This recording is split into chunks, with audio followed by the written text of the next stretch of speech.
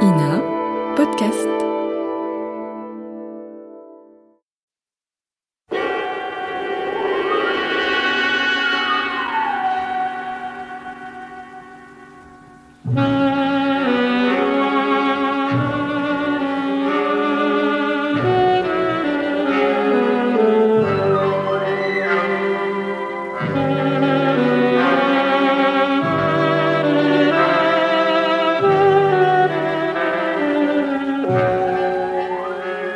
À tous les amateurs d'extraordinaire et d'imprévu, à toutes celles et à tous ceux qui lisent le journal aussi pour y trouver des histoires, Pierre Véry et Maurice Renaud présentent Faits divers, une émission réalisée par Pierre Billard.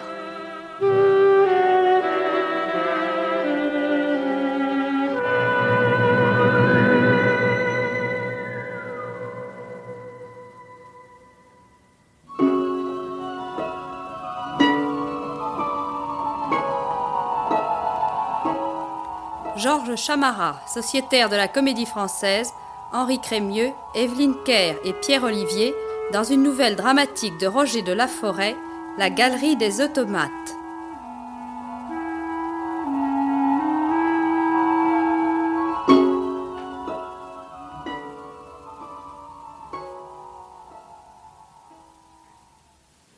Arthur, venez ici.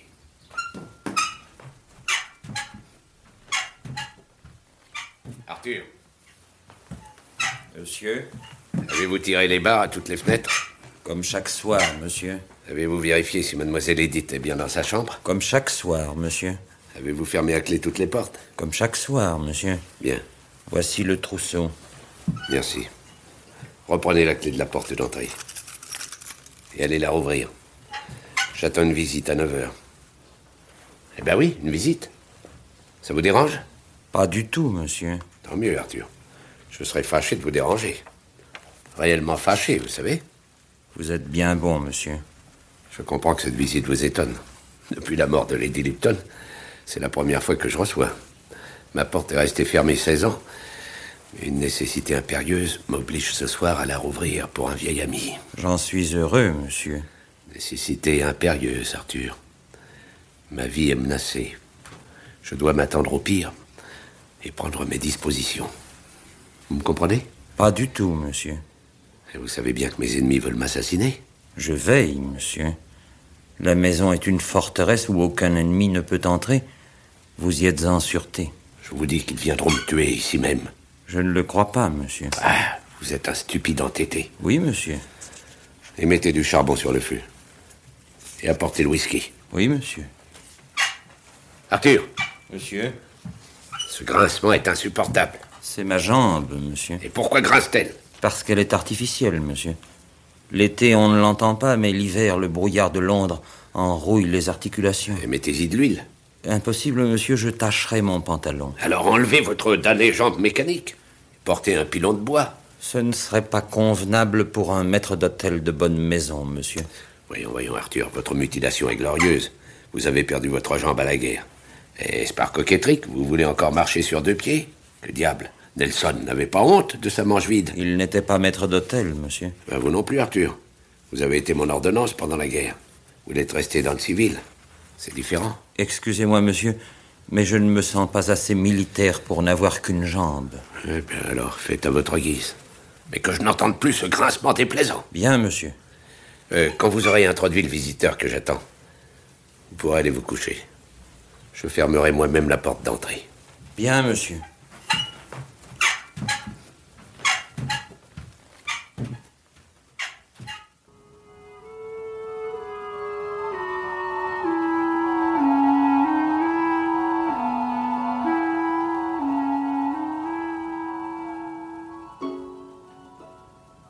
« 8h30, Maxi. Tu dois partir maintenant. Non, encore une minute. Edith, chérie, encore un baiser. Tu sais que Père vient toujours dans ma chambre à 9h voir si je suis couchée. Je peux me cacher dans la penderie. Il est tellement soupçonneux. C'est à croire qu'il a un flair de chien policier. Il sent l'intrus à travers les portes les mieux capitonnées. Quand il vient ici après ton départ, il lui arrive de fouiller dans toute la chambre en reniflant comme un dogue. Mais il ne t'a jamais fait part d'aucun soupçon. J'ai l'impression qu'il sait, mais qu'il ne veut pas que je sache qu'il sait. Pourquoi ne pas tout lui avouer? Lui dire que nous nous aimons, que nous voulons nous marier. Il me fait peur, Maxi. Je suis un gentleman honorable. J'ai de la fortune, des relations et un bel avenir. Un beau parti, quoi, même pour la fille unique d'un baronnet. Il ne veut pas que je me marie. Il me tient séquestrée dans cette maison. Je crois qu'il me hait. Tu exagères, chérie. Tu ne le connais pas, c'est un fou. Il n'a qu'une passion, les automates. Sa collection est la plus riche d'Europe. La maison en est pleine, à tous les étages. C'est hallucinant de vivre dans ce monde de robots. Arthur lui-même, bien qu'enchéré en os, ressemble plus à un automate qu'à un homme. D'ailleurs, il a une jambe mécanique. Tiens, écoute. Le voilà justement qui descend l'escalier. C'est bizarre. Quoi donc? Il est déjà venu tout à l'heure, comme chaque soir, gratter à ma porte. Tu te souviens? Je lui ai dit bonsoir et il est monté se coucher. Sa ronde avant la nuit est réglée comme un mouvement d'horlogerie. Il ferme toutes les issues de la maison, s'assure que je suis bien dans ma chambre, puis il remet le trousseau de clés à paire et va se coucher dans sa mansarde au 3e étage. Il a peut-être oublié quelque chose au rez-de-chaussée. Non, Arthur n'oublie jamais rien. S'il redescend, c'est qu'il se passe ce soir quelque chose d'extraordinaire. Tu as trop d'imagination, Edith chérie. Chut! Le voilà qui remonte. Il s'arrête sur le palier. Vite! Cache-toi dans la penderie. Mais il n'entre jamais chez toi. Ce soir, il se passe quelque chose d'anormal. C'est encore vous, Arthur? Oui, mademoiselle. Qu'y a-t-il? Puis-je entrer? Une seconde! Vite, cache-toi. Oui.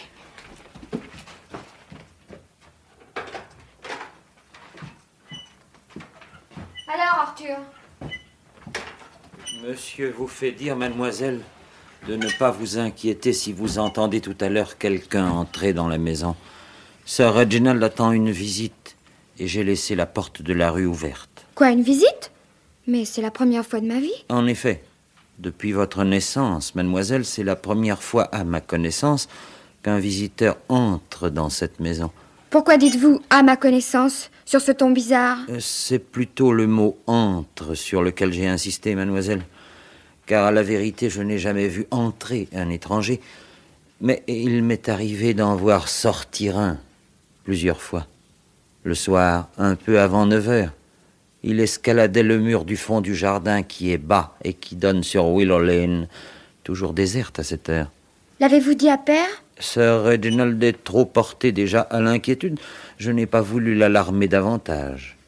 D'autant plus que je sais qu'il ne s'agit pas d'un voleur. Ah, vous savez. Bonne nuit, mademoiselle. Bonne nuit, Arthur.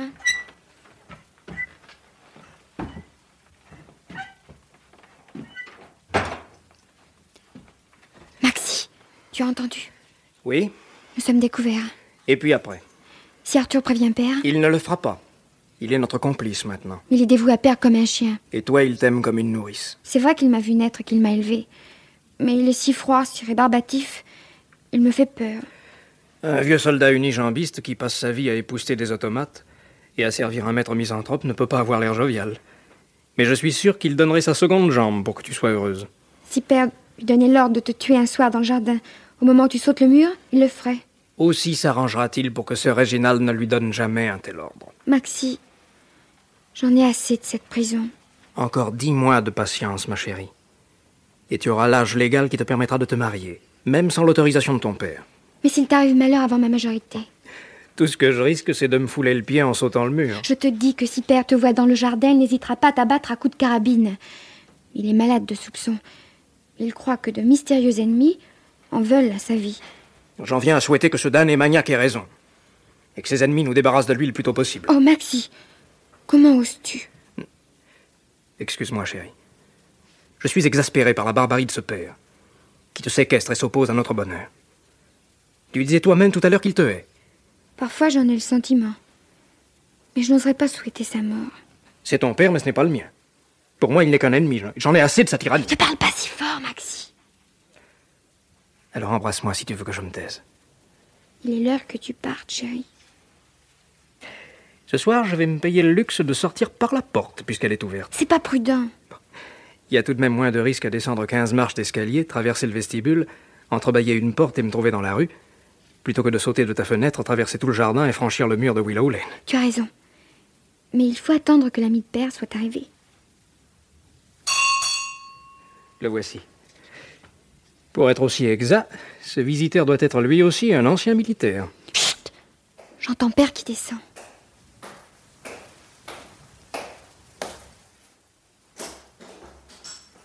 C'est vous, Mortimer. Attendez. Bonjour, Reginald. Montons dans mon cabinet. Nous serons mieux pour causer. Je vous suis, mon cher. Maintenant, tu dois partir, Maxi. Mais non, je peux rester encore 1 heure. La porte d'entrée est ouverte, profites-en. J'y compte bien, mais plus tard. Ton père en a bien pour 1 heure à bavarder avec son visiteur. Un ami aussi rare qu'il n'a pas revu depuis 17 ans. Ils doivent en avoir des choses à se dire. Cette visite m'inquiète. J'ai l'impression d'un guet-apens. J'ai hâte que tu aies quitté la maison. Tu es craintive comme une biche. Mais qu'as-tu à redouter dans mes bras? Oublie tes terreurs. 1 heure de plus à te dire que je t'aime. C'est une chance que je ne veux pas laisser perdre. Maxi, quand pourrais-je quitter cette maison? Partir avec toi. Vivre avec toi. Bientôt, ma chérie. J'ai si peur ici.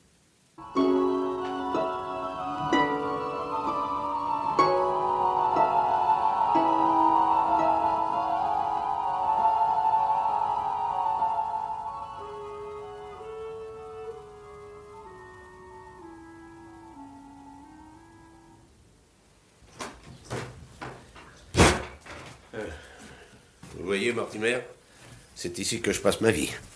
J'y travaille, j'y mange, j'y dors. Mon bureau, mon atelier et ma chambre. J'ai pris tout le second étage. Arthur couche au-dessus dans une mansarde. Ma fille au premier. Ce sont les seuls êtres vivants que je supporte dans mon entourage. Toutes les autres pièces de la maison sont occupées par mes automates. Les plus beaux sont installés dans la galerie du rez-de-chaussée. Je vous les présenterai. Ah, vous verrez, ils sont passionnants à regarder vivre. Ah, vivre? Disons agir, c'est déjà bien joli. Non, non, vivre. Les robots finissent par vivre d'une vie indépendante. Ils échappent à leur créateur. C'est un spectacle hallucinant à la longue. Hallucinant, oui, ça doit être. Vous avez trouvé le terme exact. Et ne craignez-vous pas, cher ami, à force de vivre hors du monde, réduit à la seule compagnie de vos automates, de perdre un peu le sens du réel? Fou, hein? Mortimer. Vous me croyez fou parce que je préfère vivre avec des robots plutôt qu'avec des humains? Certainement, Reginald, je vois bien que vous n'êtes pas fou.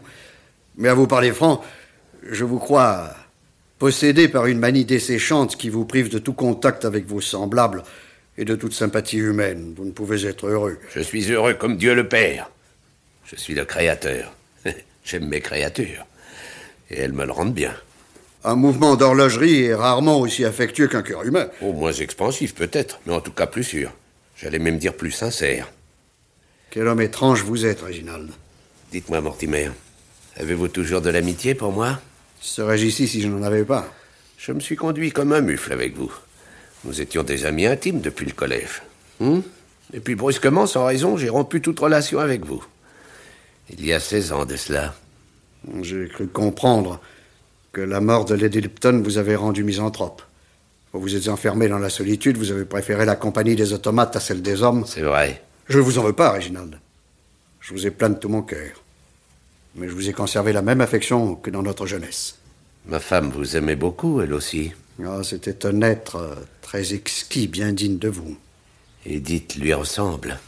Je souhaite qu'elle ait la beauté de sa mère et l'intelligence de son père. Non, elle n'a rien de mon côté. Ce serait dommage. Mortimer, si je disparaissais, est-ce que vous consentiriez à être son tuteur? Mais, votre demande me prend au dépourvu. Pensez, mon cher, que nous avons le même âge et qu'il n'y a pas de raison pour que vous partiez avant moi. Si, il y a une raison. Et puis, si mes calculs sont exacts, elle ne va pas tarder à être majeure. Dans 10 mois seulement. Ah, vous voyez bien qu'elle n'aura pas besoin de tuteur. Si, elle sera orpheline avant 10 mois. Êtes-vous malade, Reginald, condamné par les médecins?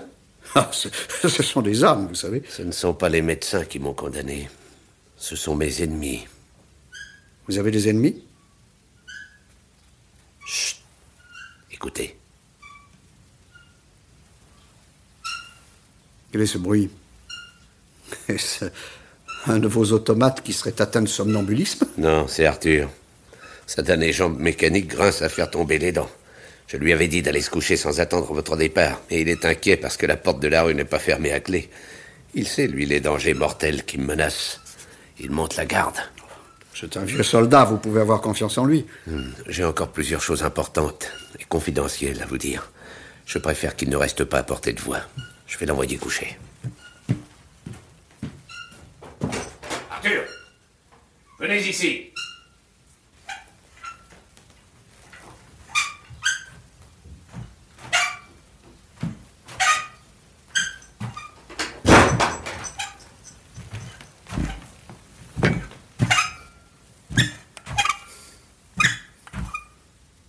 Et Arthur, je vous avais dit que vous pouviez vous coucher sans attendre le départ de mon visiteur. J'y allais, monsieur. Bonsoir, Arthur. Vous m'en connaissez? Parfaitement, docteur Cadogan. Je suis heureux de vous revoir ici. Moi aussi, Arthur. Vous voyez, Arthur, les vieux amis ont retrouvé le chemin de la maison. Comme au temps heureux de Lady Lupton. Je m'en réjouis vivement, monsieur. Maintenant que vous avez constaté que je suis en honorable compagnie, vous pouvez aller dormir tranquille. Vous n'avez plus besoin de rien, monsieur? Non. Bonne nuit, Arthur. Bonne nuit, monsieur. À bientôt, Arthur. Au revoir, docteur.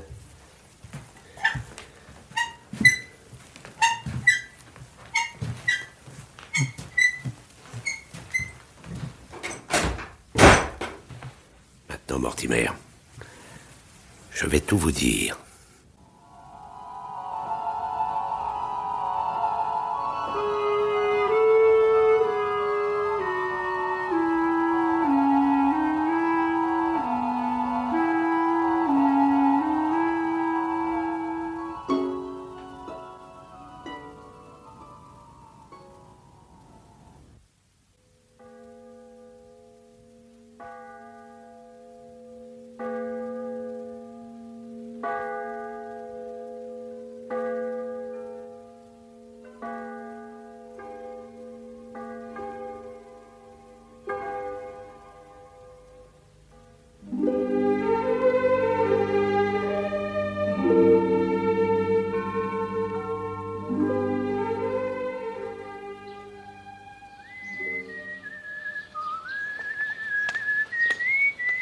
Hello, Popeye. Hello, Bob. Risqué ce matin, hein? Ton lait ne risque pas de tourner. Non, mais je l'ai. Au lieu de déposer mes bouteilles devant les portes, il faut que je sonne à chaque maison, que j'attende qu'on vienne m'ouvrir. Quand le thermomètre tombe au-dessous de zéro, ma tournée du matin me prend 1 heure de plus. Eh ben, tu ne perdras pas de temps au 127. La porte d'entrée est grande ouverte. Au 127? Chez Sir Reginald Lipton? Oui, en prenant ma faction à 6 heures, quand je suis venu relever mon collègue, j'ai remarqué cette porte ouverte. Et vous l'avez pas fermée? Nous autres policemen, nous n'avons pas le droit d'entrer dans les propriétés privées sans y être expressément invités. Ah, eh ben, pour un flic, vous êtes pas curieux. À la police anglaise, on apprend d'abord à respecter le mur de la vie privée des citoyens. Si Sir Reginald a laissé sa porte ouverte, il doit avoir des raisons qui ne me regardent pas. Et dites donc, Bob, vous savez à quoi il passe sa vie, Sir Reginald? On raconte qu'il fabrique des jouets mécaniques. Des jouets? On m'a dit qu'il faisait des statues animées. Hein? Que sa maison était pleine de poupées grandes comme des hommes, qui marchent, qui parlent. Il y a chez lui un policeman qui joue du bâton, une nounou qui berce un bébé, un joueur de cricket qui ne rate jamais la balle, un dompteur qui fait sauter un tigre dans un cerceau. Oui, je sais. On dit que c'est un génie de la mécanique qui fait honneur à l'Angleterre. Oui, on dit un tas de choses, mais personne n'a vu ses poupées, hein. C'est un inventeur pas sociable. Sa maison, c'est un vrai château fort, personne n'y entre jamais. Oui, eh ben en tout cas, quelqu'un en est sorti en laissant la porte ouverte derrière lui. Oui, c'est justement ce qui me paraît bizarre, tenez. Moi qui lui porte le lait chaque matin depuis 5 ans, j'ai jamais pu seulement glisser un œil à l'intérieur. Ah. Le samedi, son cerbère me paie la note de la semaine. Sur le perron, sans me faire entrer dans le vestibule. Eh bien, Popeye, mais ce matin, tu vas pouvoir entrer. C'est pas que je sois curieux, mais rien qu'un coup d'œil dans la galerie, ça me ferait plaisir. Alors, vas-y. Tu sonnes, tu entres, tu poses ton lait, tu regardes, et tu viens me raconter ce que tu as vu. Bien sûr. Y a rien de plus simple. Mais cette porte ouverte, ça m'inquiète. Ce sont les automates qui te font peur. Peut-être bien, après tout. Sacré Popeye. Allez, j'y vais. À ce train-là, j'aurais Allez. pas fini ma tournée à 9h. Hein.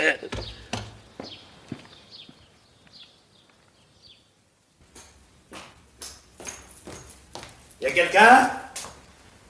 Oh!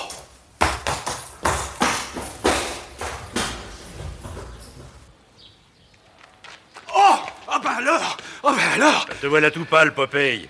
Tu as vu le diable en poupée? Bob, sacré flic, c'est à toi de jouer maintenant. Il y a un homme mort allongé sur le carreau du vestibule dans une mare de sang. Qu'est-ce que tu dis? Oui, un grand vieux tout sec. C'est pas le larbin, je le connais bien. Ça doit être Sir Reginald. Alors ça me regarde.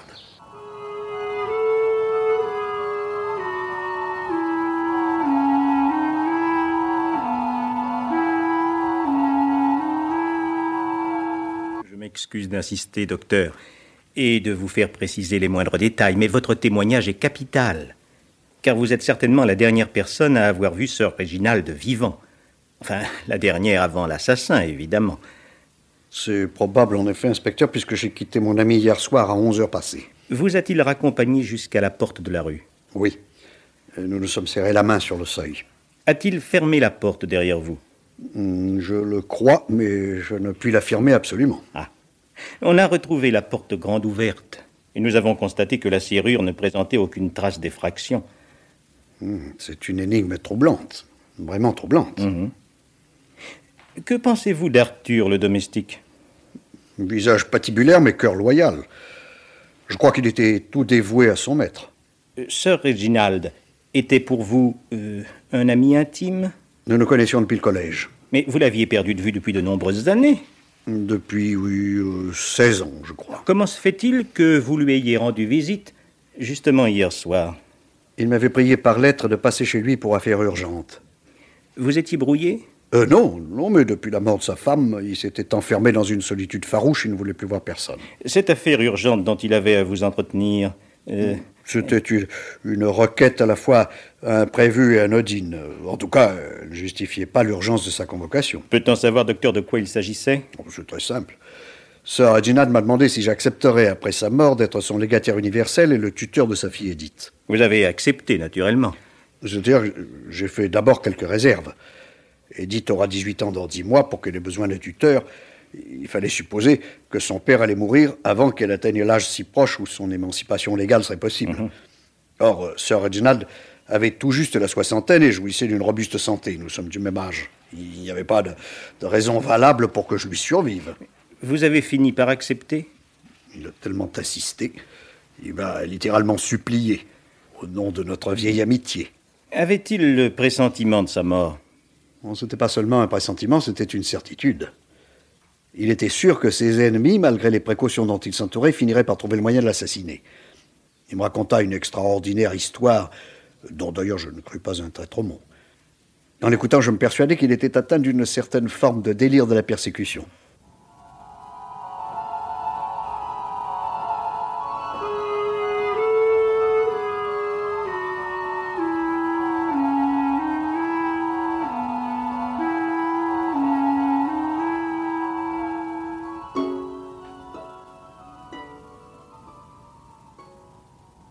Et vous avez répondu?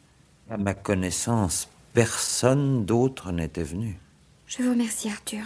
Il ne faut pas encore me remercier. Vous pensez bien, Arthur, que ce n'est pas Maxie qui aurait pu assassiner Père. D'ailleurs, il m'a quitté avant le départ du docteur Cadogan. Je ne sais pas de qui vous voulez parler, mademoiselle. Je ne connais personne du nom de Maxie. Ne soyez pas stupide, Arthur. Vous savez bien que Maxie est mon fiancé. C'est sans doute l'honorable gentleman que je voyais la nuit escalader le mur du jardin. Mais il était obligé de venir me voir en cachette. Je pense en effet que Sir Reginald n'aurait pas autorisé ces visites. Maintenant que Père est mort... Monsieur Maxie pourra entrer par la porte. Ce sera moins romantique, mais plus commode. Je serais heureuse, vous savez, Arthur, de pouvoir me marier selon mon cœur. Le jeune gentleman aussi doit se réjouir que l'obstacle à son bonheur ait disparu. Sans doute. La mort de Sir Reginald l'arrange bien. Mais Arthur... Mais je crois que la police anglaise finit toujours par découvrir les assassins.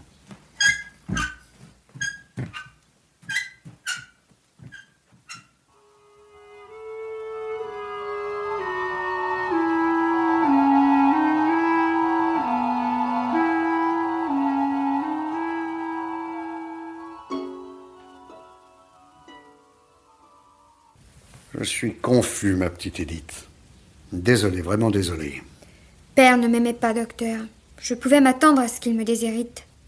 Il m'avait demandé d'être son exécuteur testamentaire et il m'avait fait jurer d'observer ponctuellement ses dernières volontés. Mais je ne pouvais pas supposer qu'il vous déshériterait totalement. Vous avez entendu comme moi la lecture du testament. Si je n'avais pas juré de lui obéir, croyez bien que... Ne vous tracassez pas, docteur. Vous étiez pauvre, vous voilà riche. Moi, j'étais riche, en espoir du moins, et me voilà pauvre. Mais la vie ne me fait pas peur, car je vais me marier. Je m'en réjouis, ma chère enfant. En tout cas, jusqu'à votre mariage, que je ne peux autoriser, toujours selon les volontés de votre père, qu'à votre majorité, je veillerai sur vous. Et vous ne manquerez de rien. Je vous remercie, docteur. Maintenant que nous vivons sous le même toit, je ne voudrais pas être un tuteur trop sévère. J'entends vous laisser la plus grande liberté. Soyez sûr que je n'en abuserai pas. La vie dans cette maison doit vous paraître bien austère, ma chère enfant. J'ai l'habitude, docteur. Est-ce que la présence d'Arthur ne vous importune pas? Que voulez-vous dire? Oh, rien de désobligeant pour ce vieux serviteur. Pourtant, son attitude a quelque chose d'inquiétant. Je dois avouer qu'il me fait un peu peur. Vous vous y ferez vite. Je ne peux oublier qu'il y a eu un crime dans cette maison et tant que le coupable n'aura pas été découvert... Oh, docteur, vous ne soupçonnez tout de même pas Arthur. Je ne soupçonne personne, ma chère enfant, c'est pas mon métier. C'est son bon vieux visage de doc qui vous inquiète? Il n'a pas la mine engageante. Enfin, si vous y tenez, mettez-le à la porte. Je n'en ai pas le droit. Sir Reginald m'a fait jurer de garder Arthur à mon service. Père l'aimait comme un de ses automates. Ça ne m'étonne pas, il le ressemble. Il y a dans ses gestes la même raideur saccadée. C'est peut-être son infirmité qui en est cause. Sa jambe qui grince à chaque pas, ça me donne la chair de poule. Ce bruit envahit la maison, devient obsédant. Quand je l'entends pas, je prête l'oreille et je me demande où peut être Arthur. En ce moment, il marche dans la galerie au rez-de-chaussée. Vous entendez? Oui, mais il est tout le temps à se promener dans la galerie. Qu'est-ce qu'il peut bien y chercher? Demandez-le lui. Oui, c'est ça, je vais lui demander. Qu'est-ce que ça signifie? Il est tard, il est déjà 9h. Pourquoi se promène-t-il dans la galerie à cette heure? Venez, dites, nous allons lui dire d'aller se coucher. Vous aurez du mal à lui faire changer ses habitudes. Tous les soirs du temps de père, il faisait sa ronde de sécurité. Sécurité, c'est absurde. Sir Reginald n'a jamais connu d'autres dangers que ceux qu'il imaginait. Il a pourtant été assassiné, docteur. Hélas, ma chère enfant, hélas. Mais croyez-moi, quand la police aura découvert l'assassin, on s'étonnera peut-être de l'avoir cherché si loin alors qu'il était si près. Soupçonneriez-vous quelqu'un? J'ai une idée. Mais pas de preuve si je me tais. Par prudence, Edith, par prudence. La prudence serait au contraire de désigner l'assassin avant qu'il ait frappé une seconde fois. Vous pensez qu'il va commettre un second crime? Sans doute. Et qui serait sa prochaine victime? Ça dépend de l'intérêt qu'il guide. Mais j'imagine que ce ne peut être que vous ou moi. Ou les deux. C'est effrayant. C'est invraisemblable. Je n'entends plus Arthur. Nous allons en avoir le cœur net. Venez, Edith.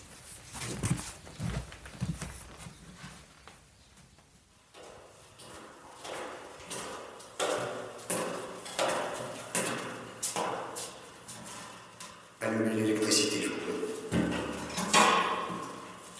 La galerie est vide. Il n'y a personne. Personne? Regardez cette double rangée de tomates. Ne croirait-on pas qu'en faisant la lumière, nous les avons surpris en flagrant délit? Nous les avons troublés dans un conciliabule ou un jeu mystérieux? Je vous avoue, docteur, que je ne les contemple jamais sans malaise. Ce sont pourtant de merveilleux jouets scientifiques, ma chère enfant, animés par le génie de votre père. Telle est cette poupée musicienne. Est-elle assez gracieuse? Écoutez avec quelle délicatesse elle égrène sa petite mélodie. Il suffit de remonter ce ressort.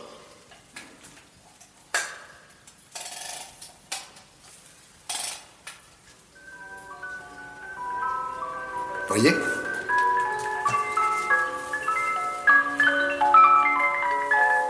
Je trouve cette musique inhumaine. La musique n'est peut-être pas fameuse, mais les gestes de l'automate sont mécanisés avec un art. Je m'excuse, mademoiselle, de vous avoir fait peur. Oh, c'est vous, Arthur. Qu'est-ce que vous faites ici? Je termine ma ronde, docteur. Désormais, vous n'aurez plus de ronde à faire avant de vous coucher. Vous pouvez dormir tranquille. Je ne vous avais pas vu derrière cette statue du Bouddha. Ça m'a saisi. Vous montiez la garde? Je réfléchissais, mademoiselle. Vous avez raison de réfléchir, Arthur. C'est un bon exercice. Mais je désire que vous vous promeniez le moins possible à travers la maison, surtout la nuit. Le grincement de votre jambe est fort désagréable. Sir Reginald me le reprochait aussi. Maintenant, il est mort. Miss Edith et moi-même sommes agacés par ce bruit. Bientôt, vous ne l'entendrez plus. Bonsoir, mademoiselle. Bonsoir, docteur. Bonsoir, Arthur.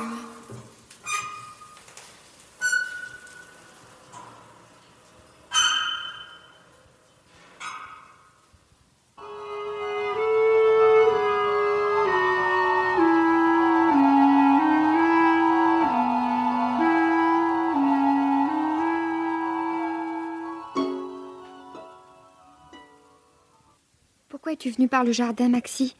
Tu peux passer par la porte maintenant. Le docteur Cadogan te connaît, il ne voit pas tes visites d'un mauvais œil. Tu es mon fiancé officiel. Je ne tiens pas tant que ça à sortir de la clandestinité. Tu es donc si romanesque? Non. Prudent, je me méfie. De qui, grand Dieu? J'ai l'impression qu'Arthur me considère comme un suspect. Puis après? Il m'épie. Et au moindre indice qu'il croira découvrir, il me dénoncera à la police. Même si tu es interrogé, tu n'auras pas de mal à te disculper. Je suis pour toi un alibi irréfutable. Tu peux aussi être un bon motif du crime. Les policiers sont logiques. Et je ne tiens pas à discuter de mon innocence avec eux. J'ai hâte que cette affreuse histoire soit terminée et oubliée. Que nous puissions nous marier, Maxie chérie.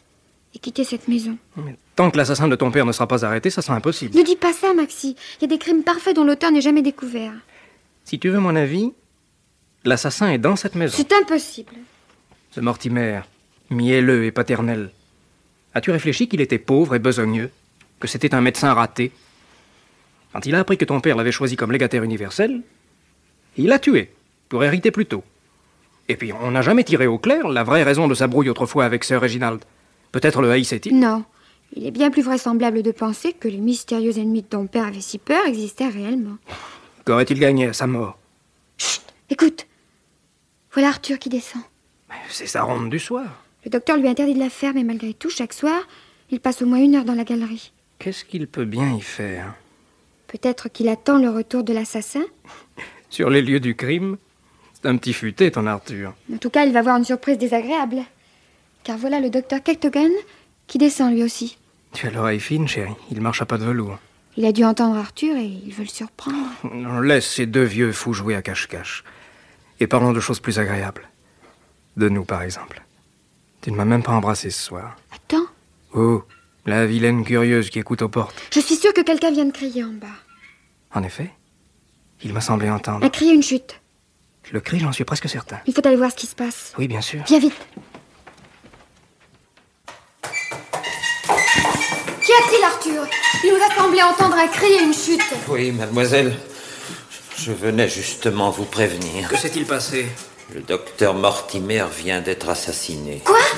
Un coup de stylet en plein cœur. C'est impossible. Venez voir. Il est tombé dans la galerie. Il est mort. Mais l'assassin, Arthur, l'assassin! Il est encore dans la maison? Oui, mademoiselle. Il ne peut pas nous échapper. Non, en effet, Arthur, il n'échappera pas cette fois. Car je ne vous lâcherai pas avant l'arrivée de la police. Allez, téléphonez vite. Et ne craignez rien, je le tiens à l'œil.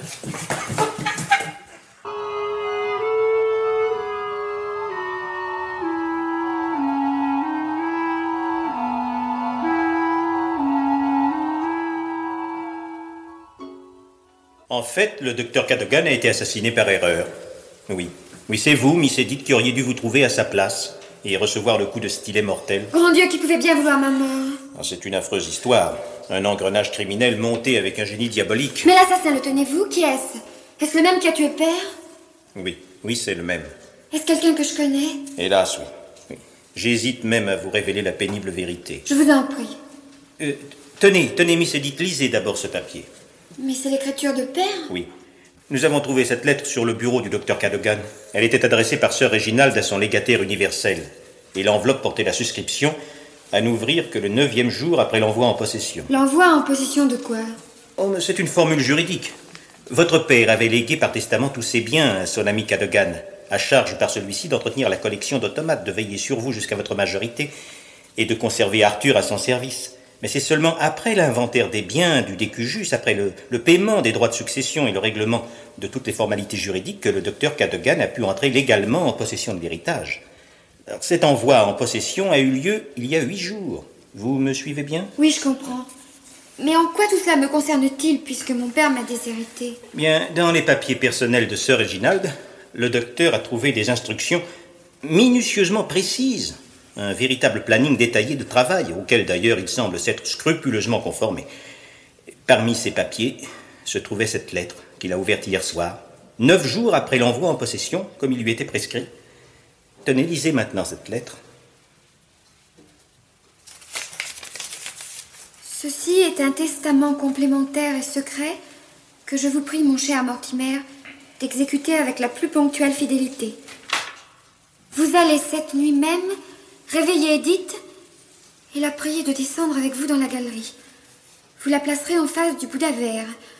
Vous lui commanderez d'appuyer avec l'index de la main droite sur le nombril de la statue. Un mécanisme se déclenchera qui ouvrira une cachette dans laquelle se trouvent 20 000 livres sterling. Elle les gardera, ce sera sa dot, exempte ainsi de toute taxe. Il y a également dans la cachette un dossier rouge qui contient tous les renseignements sur les ennemis implacables qui me poursuivent de leur haine et qui, après m'avoir tué, essaieront sans doute de vous abattre à votre tour. Il est nécessaire que vous connaissiez ce secret. Le dossier est donc pour vous. J'insiste pour que ce soit bien Edith qui, en votre présence, ouvre la cachette. Est-ce que vous commencez à comprendre? C'est stupéfiant.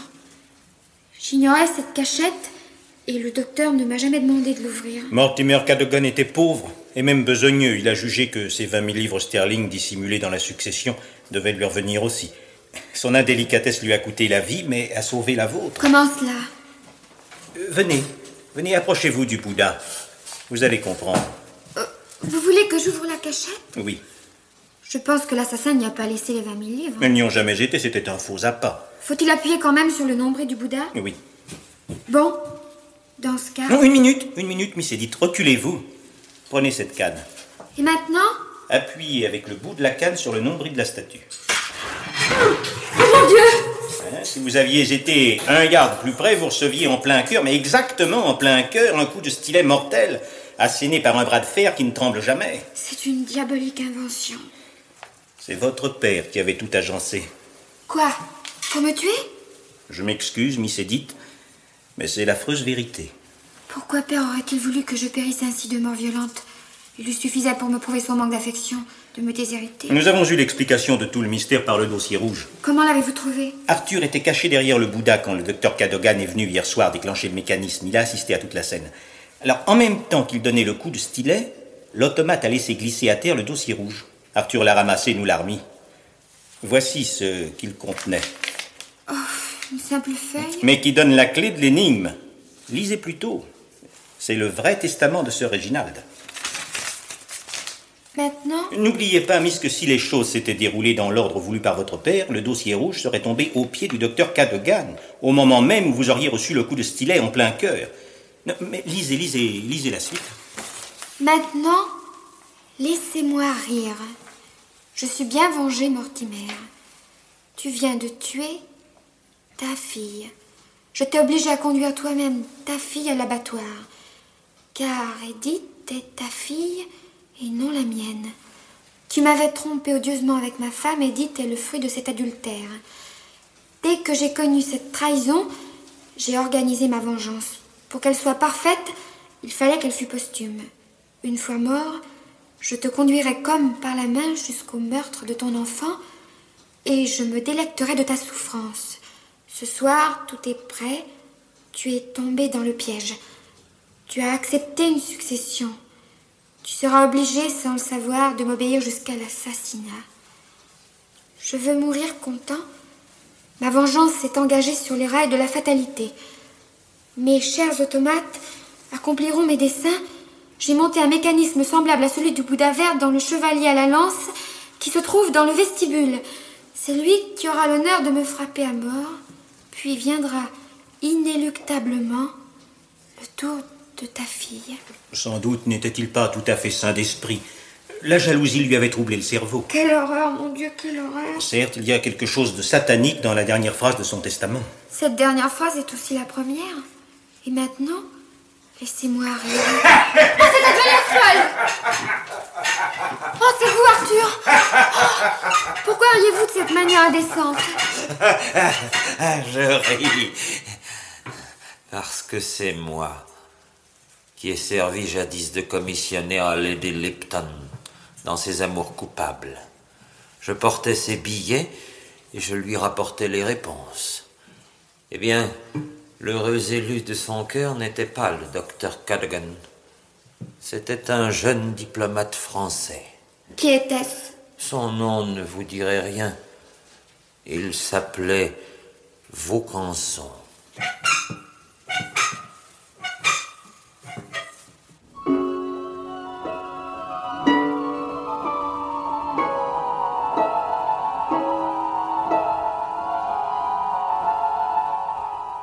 La Galerie des Automates, une nouvelle dramatique de Roger de Laforêt, avait pour interprète Georges Chamarade, sociétaire de la Comédie Française, dans le rôle de Sir Reginald, Henri Crémieux, le docteur Cadogan, Pierre Olivier dans le rôle d'Arthur, Evelyne Kerr, Edith, avec Roger Crouzet, Jean Belot, André Vasselet, bruitage Gabriel de Rivage, prise de son Jean Delanduc, opérateur Charles Marier.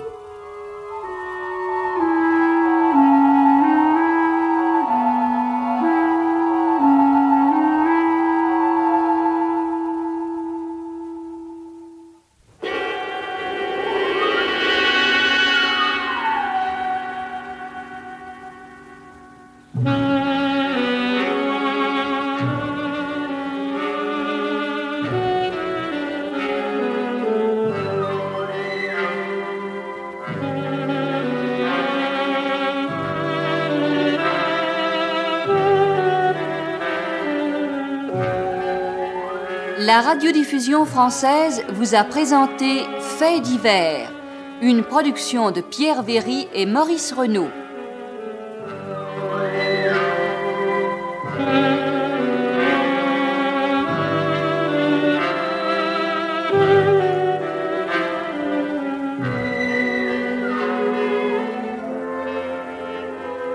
Vous avez pu entendre ce soir une nouvelle dramatique de Roger de Laforêt, La Galerie des Automates.